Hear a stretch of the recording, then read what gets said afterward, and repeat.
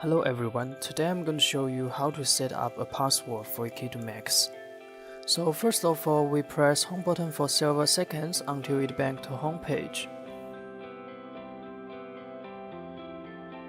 Then we click settings to find an option called security.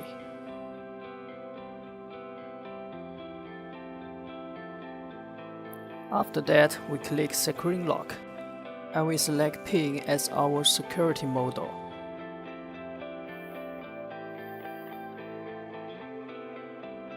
For instance, here I use 26A3 as our pin code.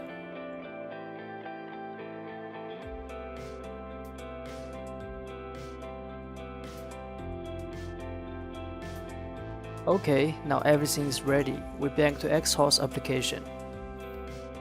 Now we lock the Max.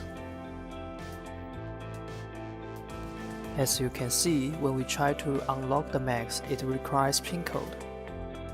Okay, that's all. If this video helped you, don't forget to subscribe to our channel. Thank you.